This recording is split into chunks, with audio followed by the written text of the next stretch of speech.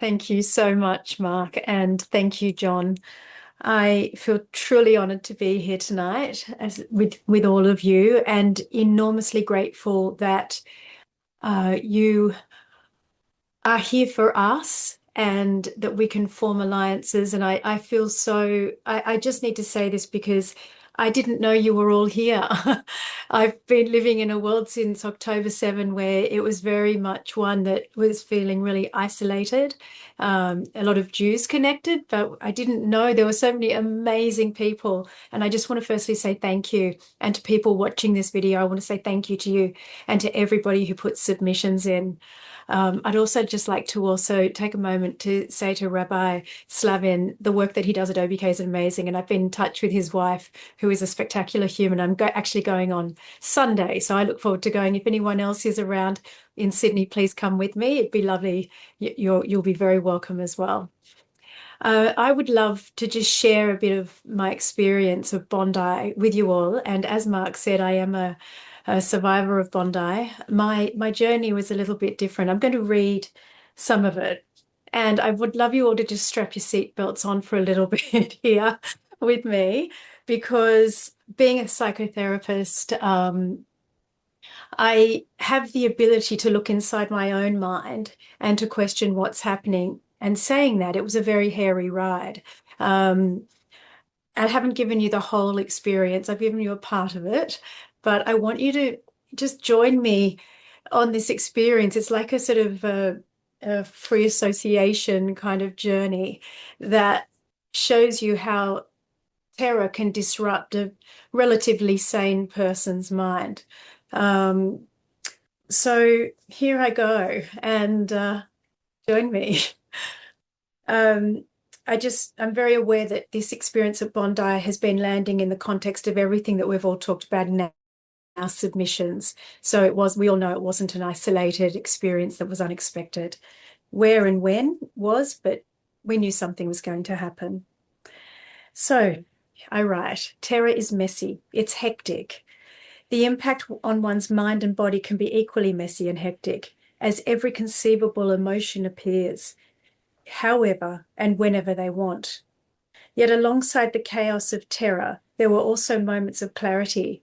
And I'm going to share these extracts from my post, a journal that I wrote post Bondi. And I wrote it for about 4 weeks, 5 weeks. And I'm just calling it for tonight, Chaos, Moments of Clarity, and More Chaos. I was very struck in my experience that I had moments of clarity, and you may call them Hashem. I'm not sure what to call them. I'm still exploring my relationship with Hashem. You'll notice in my account there's a mix of past and present tenses as I read. As a therapist, I know that this speaks to my lack of internal coherence at the time. When someone has been traumatized, they don't keep a coherent narrative of what's past and what's present. Things move in time. I also share tonight's account with the permission of my daughter. This is our story. It's not a special story. It's just ours. And then I'll share some of the workings of my mind during the attack and how my mind was altered by this experience. I do want you to know up front that my recovery has been very good. I worked hard to regather myself. I go to therapy, and it has been a journey to reconnect my mind and my body together. And fortunately, I have no PTSD. I'll always carry Bondi with me, and I believe we all do. Everyone here tonight and the ones who really understand what's happened, we all carry Bondi to some extent. On December 14, 2025, I had been at Bondi Beach for 3.5 hours. I'd been swimming, chatting, and happy. It was a stunning day. I left Bondi at 4:30 to go home, showered, and I changed into a party dress and heels as my 23-year-old daughter and I were going to the Bondi Pavilion to join our friends celebrating their son's bar mitzvah. We were running about 30 minutes late. So for people who don't know Bondi, the Bondi Pavilion is right next to the park, to Archer Park. They are right on each other. On that beautiful summer's evening, we walked past this outdoor gym equipment. It was on our right-hand side as we were walking to the pavilion. And we were laughing, my daughter and I, because there was a man standing on his head. And we both knew that there's a great deal of male parading that occurs at this outdoor gym. My daughter, as we walked on, my daughter pointed out the Chanukia in Archer Park. It was a 45-degree angle to us as we were walking toward straight ahead, but it was 45 degrees on our right. We were no more than 5 meters from Archer Park, just parallel on the promenade. And we were chatting about the event. I'd seen it advertised and I'd wanted to go, but it clashed with the bar mitzvah party. It was at that exact moment that I was talking with her that the shots rang out, and I knew immediately what they were. I had my first moment of clarity in chaos. I firmly said, "Run," to my daughter. The shots had a rhythm that I had heard before. She asked if they were fireworks, and I said no. We started to run south, not yet past the pavilion. I knew straight away that people were being killed, that Jews were being hunted. We had no idea how many terrorists there were. I imagined many. I had Nova and the kibbutzim lurking in my mind. Within moments of running, I realized that my high-heeled shoes were slowing me down. These shoes were buckled to my feet. I was now in trouble. I had an image that if I stopped to unbuckle my shoes, a terrorist could stand above me with a rifle and just simply pop me off. I calculated, do I stop and remove my shoes or keep running even though I'm slow? I decided on the latter option. My daughter was wearing flats and she could run. A fact appeared me that was as clear as day.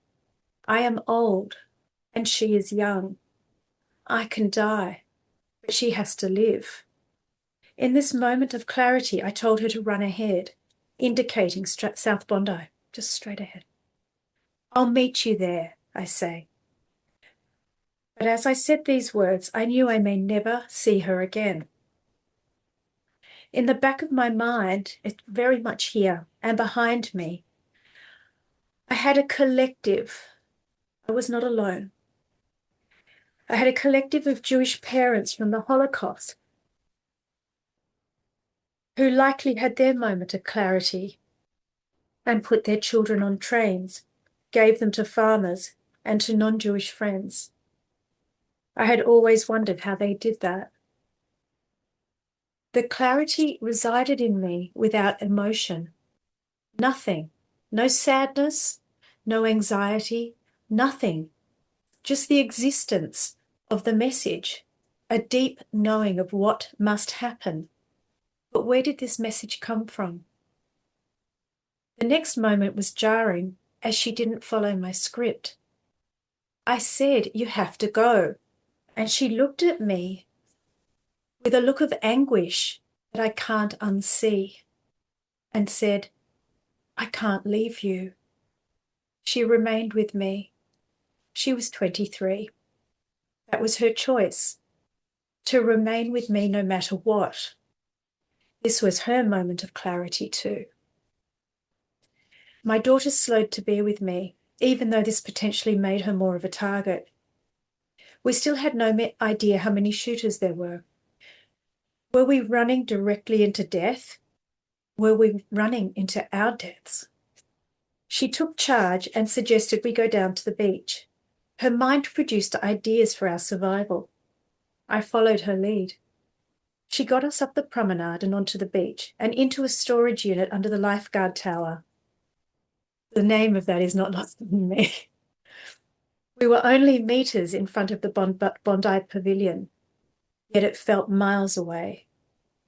As soon as we were in, I took off my shoes, and holding them in my hands, I felt able again. She called the police. She was quick to do this. We knew the murders were still ongoing. Inside the lifeguard tower, we saw there were two options for survival. One was at the front and hiding behind a lifeboat, that if the terrorists came in, maybe we could slip out. That was mine. My daughter had a different survival strategy, which was to go back to the end of the storage unit. She wanted to be far away from the entrance, right at the very back. A crystal clear question appeared.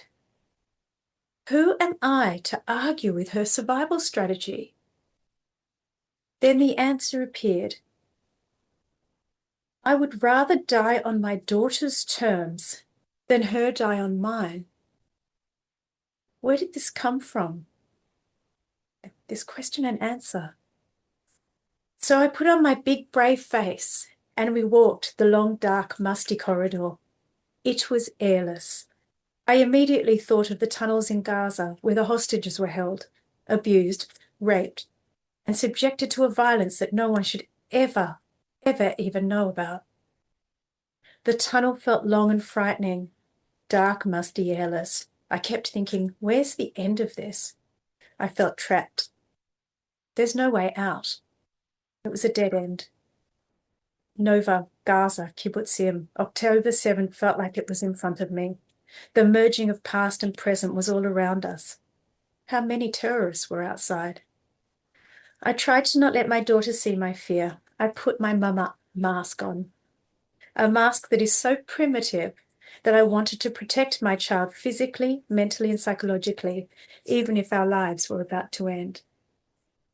My daughter spoke to the police officer nearly the whole time.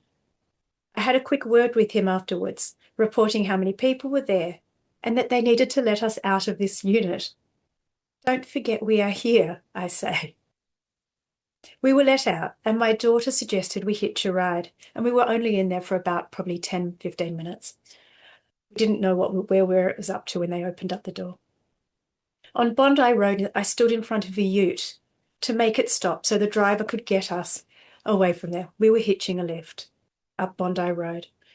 We escaped the carnage. Once home, we watched the news, hearing the sirens and helicopters screaming in all directions around our house.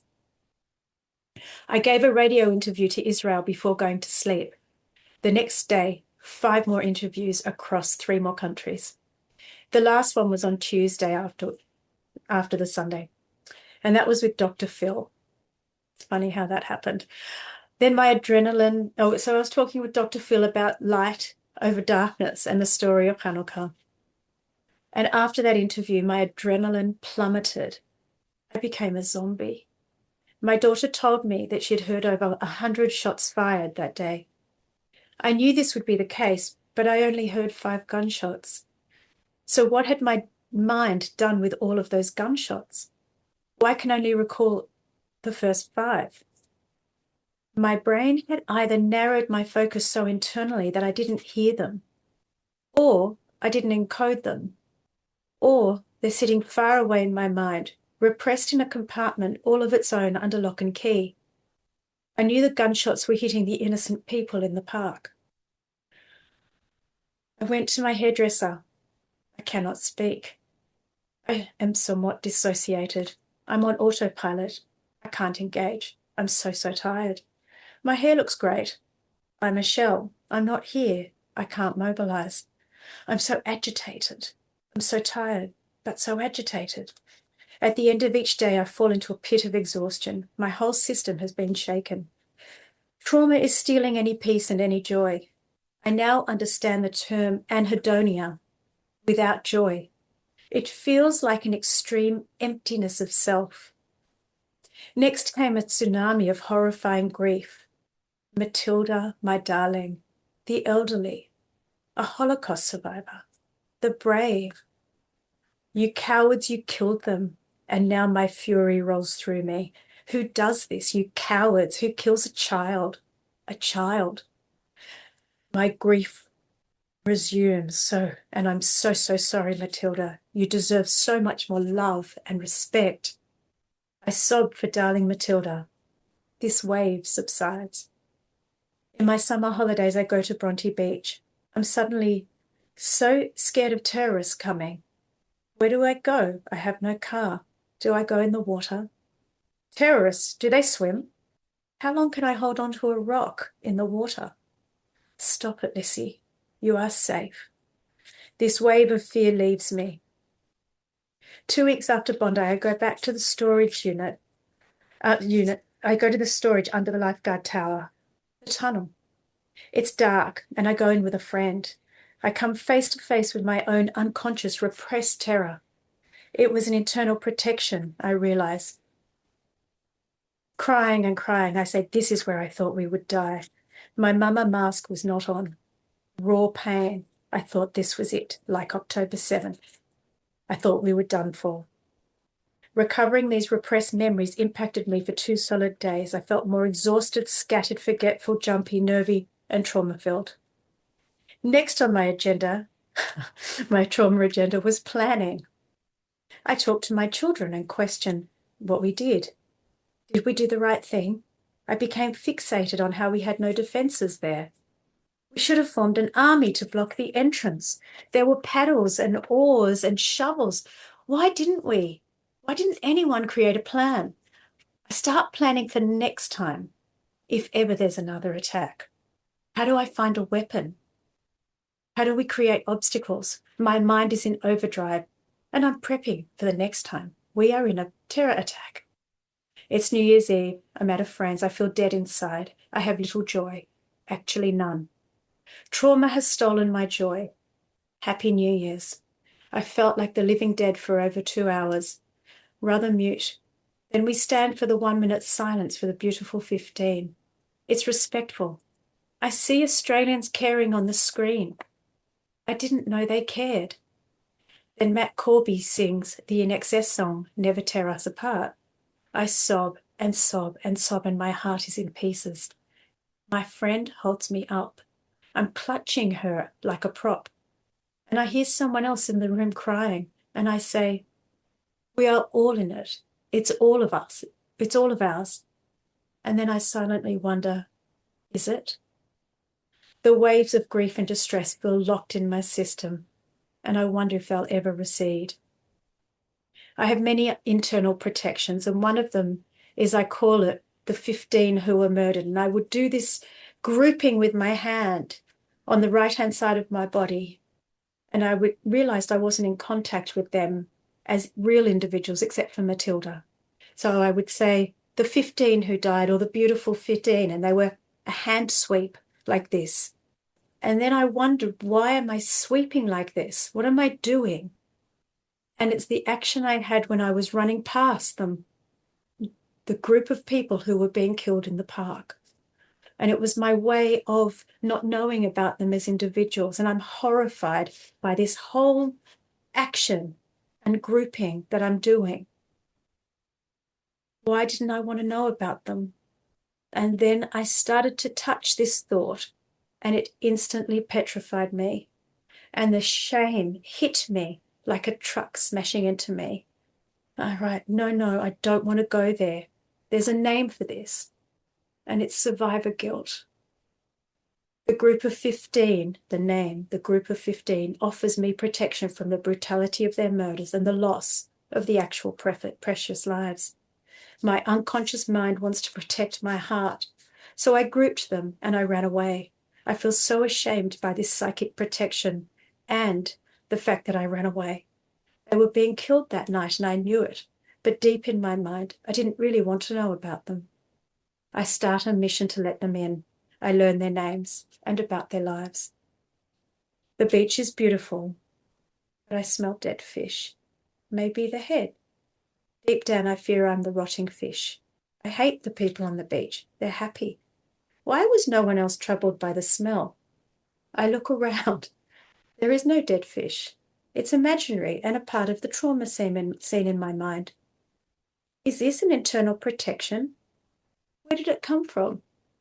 Was my mind concocting this to take me away from the beach, to take me home to safety? I ask myself over and over, am I okay?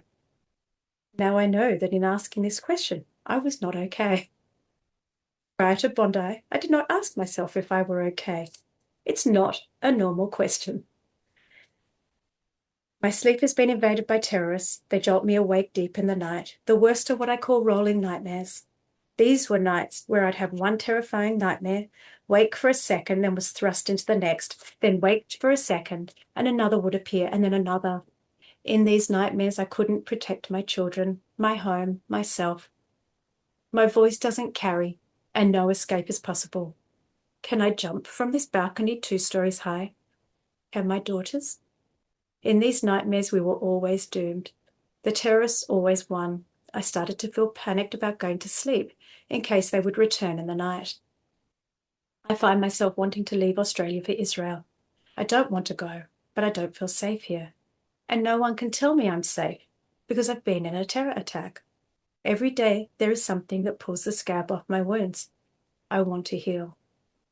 The truth is I don't want to leave, but maybe we'll have to. How many red lines need to be crossed before we actually go? So many have been crossed already. I ring my mum. I'm so distressed. Mum, I need to know that if I say it's time to leave Sydney, that you will come to Israel with me. She replies, I don't want to go. I repeat with more distress, Mum, I also don't want to go.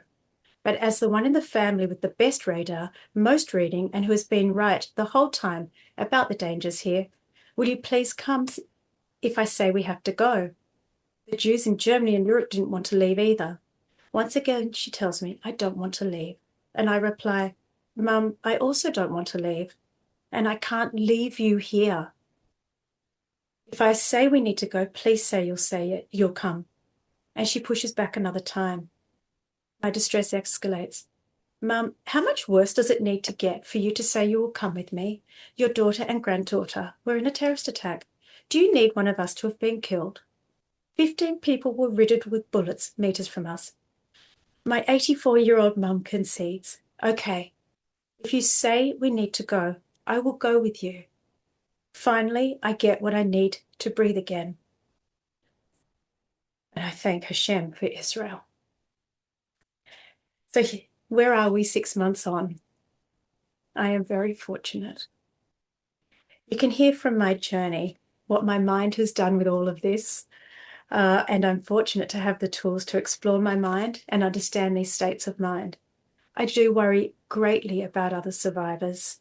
Many are struggling. Many are dissociating, having nightmares. They fear that they're going to fall into a black hole.